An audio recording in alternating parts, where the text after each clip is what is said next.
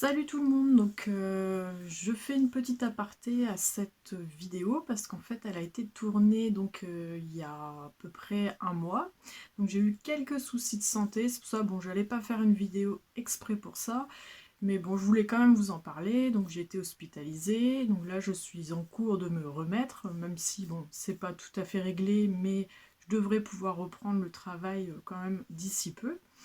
Donc voilà, c'est pour éviter que vous ne compreniez pas cette vidéo qui parle d'Halloween et des cucurbitacées. Malgré tout, je pense que ça peut vous servir, puisqu'en fait, je parle de différents types de courges, et puis je pense que on commence un peu à réfléchir aussi aux graines que l'on va acheter dans les prochains mois. Donc c'était pour vous les présenter déjà. Donc moi je vous laisse visionner un petit peu cette vidéo. Donc là je serai peut-être un petit peu au ralenti sur la chaîne, parce que le temps que je me remette un petit peu, je ne vais plus sur le terrain. Parce que du coup je suis très fatiguée. Bon, c'est pas très très grave, vous inquiétez pas, mais je tenais quand même à vous le dire. Bon, j'ai pas fait beaucoup de passages, notamment sur d'autres chaînes, j'ai pas laissé de commentaires parce que j'étais vraiment pas en forme. Donc je m'en excuse. Mais bon, là, je vais reprendre tout doucement les vidéos. Et puis, moi, je vous laisse visionner celle-ci. Et vous dis à très vite. Bonjour tout le monde, donc aujourd'hui on va faire un petit journal du potager, ça faisait un petit moment, donc pour vous présenter les cucurbitacées. Donc on va présenter quelques variétés que j'ai cultivées cette année, vous verrez un petit peu la récolte qui est assez exceptionnelle. Et puis ensuite je vous expliquerai un petit peu la façon dont je les conserve aussi. Et pour finir, il y aura un petit atelier à faire avec les enfants, c'est les vacances scolaires, autant les occuper les jours de temps gris. Voici donc ma récolte. Il y a quand même pas mal de spécimens, certains sont vraiment très très gros. Par contre, je n'ai rien pesé, je vous avouerai que j'ai eu un peu la flemme, ça nous a demandé déjà beaucoup de temps entre le ramassage, on a évité cette charge de travail supplémentaire. Donc je voulais vous présenter notamment la courge Siam, donc j'en ai eu quand même une bonne dizaine, parce que j'en ai distribué, il n'y a pas tout sur la table. Donc je trouve cette variété intéressante. Donc ça fait, il me semble que j'avais mis qu'un seul pied et j'ai eu une dizaine de fruits. Donc les fruits apparemment font environ 5 kg. Et ce qui est intéressant dans cette variété, c'est que vous allez pouvoir la conserver pendant 2 ans. L'autre point intéressant, c'est qu'il y a peu de chances d'hybridation. Donc cette courge, au niveau de l'utilisation, vous pouvez l'utiliser en gratin ou en confiture. Donc elle est aussi dite cheveux d'ange. Donc c'est une variété qui est notamment utilisée en Espagne.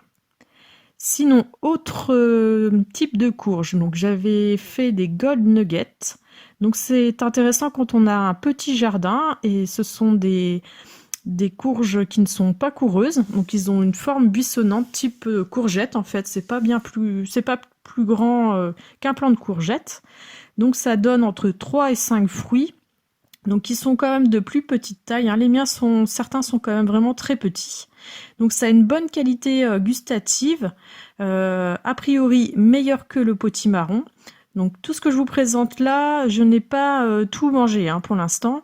On goûtera un peu plus tard. Donc c'est une conservation un peu moins longue, mais ça se conserve tout de même 6 mois. Ensuite, autre courge très impressionnante, c'est la courge pleine de Naples. Alors on dit qu'elle peut atteindre 80 cm, la mienne fait plus d'1 mètre.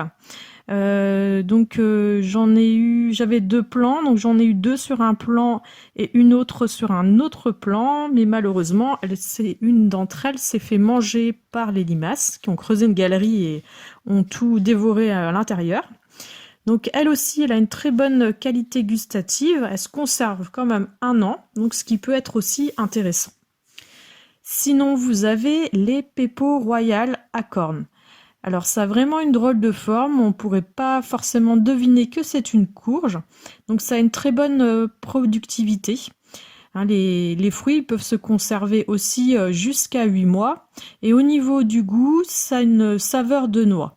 Moi, j'aime assez les courges de petite taille puisque ça évite d'ouvrir une très grande courge. Donc, quand on veut faire un peu à la minute une soupe, c'est toujours très intéressant. Donc, je vais vous expliquer un petit peu comment je fais pour bien conserver ces courges-là.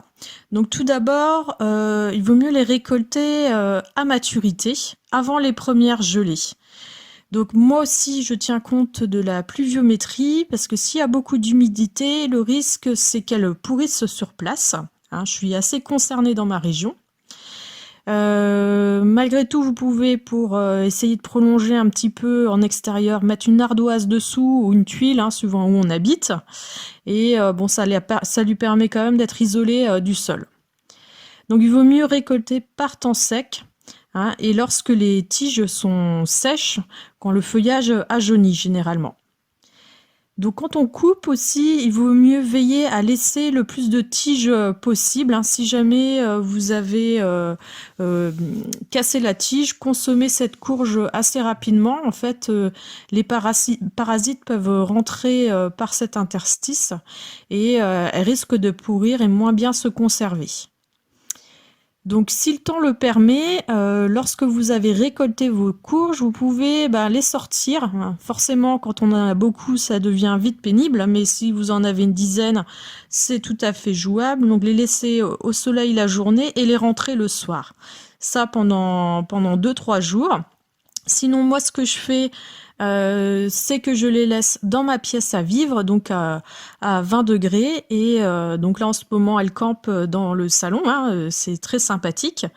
Donc, vous les laissez dans une pièce légèrement chauffée. Hein, faut pas non plus qu'il fasse 30 degrés.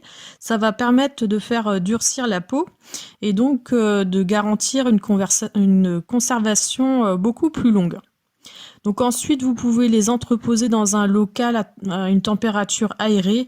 Donc entre 14 et 20 degrés, c'est préconisé. Donc moi, je conseille quand même de les isoler toujours du sol. Dans ma famille, c'est arrivé plusieurs fois comme ça que les courges pourrissent parce qu'elles étaient posées au sol. Et c'est vrai que l'humidité, quand on habite une région humide en tout cas, a tendance à remonter par le sol.